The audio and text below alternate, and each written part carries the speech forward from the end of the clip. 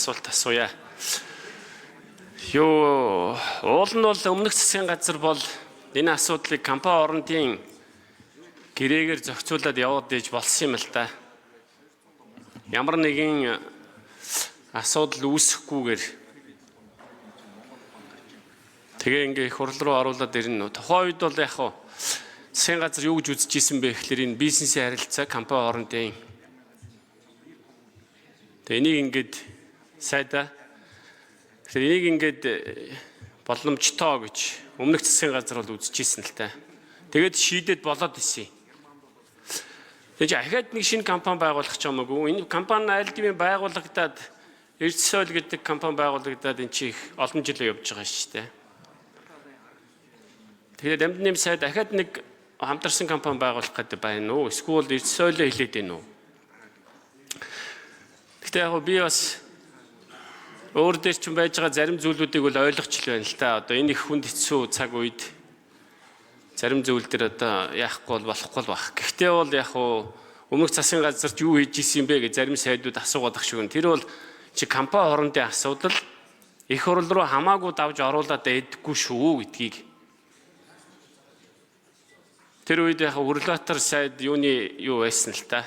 Засгийн газар хоорондын ингээ үг ахалж исэн. Тэгэхээр би уулуурхай яамнаас юу н гадаад харилцааны яамнаас асууя. За энэ бодлого одоо эрс өөрчлөгдсөн юм уу? Эсвэл шинэ зүйл нөхцөл байдал үүссэн үү? Гэдгийг асууя. За баярлалаа. За амьд нэмсад хариулъя. За Чамдлын-Ганбаатар гишүүний асуултанд хариулъя. Тэгээд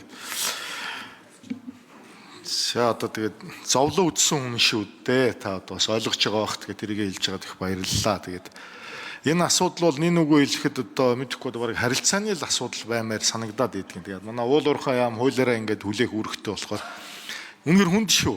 Та бол мэдчихэж байгаа те. Таны үед бол Орос улбаны ус юу ч хэллгүй гів гинт 3 сар ямар шатхууны ирэх хааж исэн. Одоо тэгээд дайны нөхцөл байдалтай дотоодтой хомсдолтой үед бол хувийн аж ахуйн нэгжүүдийн гэрээ хилцэлтэй байгаа үед шууд хаачаад байгаа экспортоо. Зөвхөн засгийн газар хоорондын хилцээртэй улс орнуудтай л өгж байгаа.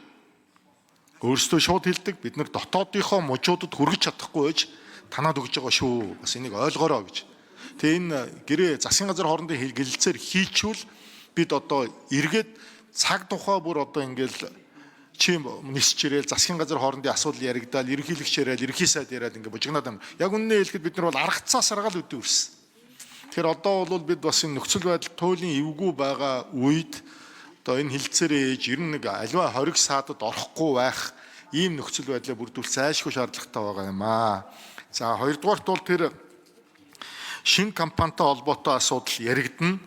Өөрөөр хэлбэл би түрүүн тодтогч хэлсэн юу вэ гэхээр энэ компани бол өмч эзэмшихгүй зөвхөн менежмент хэрэгжүүлэх компани болох юм. Тэгэхээр Эрчис Ойл гэдэг компани 60% эзэмшилтэй, Оросын улбаны улсын Арен Аэро гэдэг компани 40% эзэмшилтэй хамтарсан менежментийн компани энэ ажлыг хэрэгжүүлж явах юм. Тэгэхээр одоо ийм л одоо зохион байгуулалтаар бид нар ажиллахаар ингээд тохиролцсон явж байгаа. За ажлын хэсэг гадаад харилцааны яам хариулъя. Эндрийн 4-р микрофон.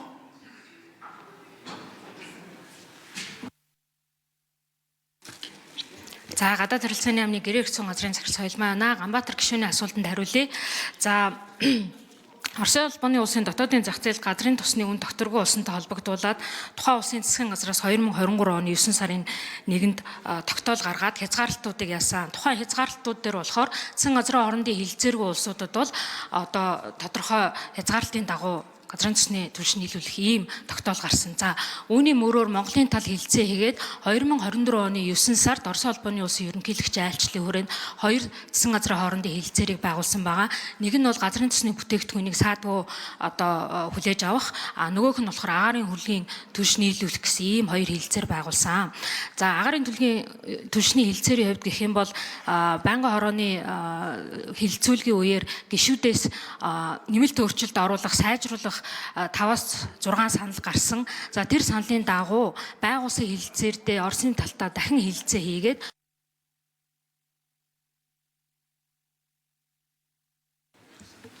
За гүйцэтгэд хариулж байгаа. Дөрөвдүгээр микрофон. гишүүдийн гаргасан тухайн саналын дагуу аж үйлдвэр эрдэс баялагын сайдын ахалсан ажлын хэсэг Оросын талдаа 2 жилийн хугацаанд хэлэлцээ хийгээд тухайн сайжруулалтыг шин нэмэлт өөрчлөлт бүхий протоколд оруулж чадсан.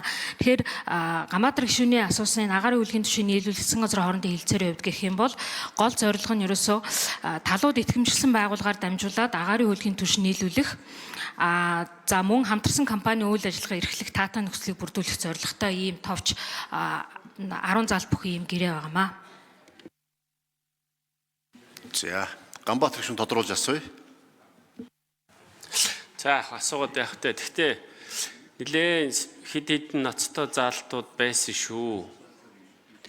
Тэг анхааруулж хэлье. Тийм заалтууд байсан учраас өмнөх засгийн газрын үед их хурл руу оруулдаггүй компани оронд хэлэлцээрээр зохион байгуулад яваад болоод байсан шүү гэдгийг хэлье. Гэхдээ мэдээж нөхцөл байдал ойлгож байгаа. Гэхдээ зүгээр ахаас сануулж хэлэхэд иймэрхүү компани хоорондоор зохицуулах асуудлыг бүх улсууд их хурл руу оруулдаг ийм жишг тогтож болохгүй шүү. Дээрээс нь заалтан дотор анхааруулжтай заалтууд байгаа шүү. Анхаараараа, засаараа. Гэхдээ одоо нөхцөл байдлыг ойлгож байна. За амжилт хүсье. За үгэлээ баярлалаа. Салдангийн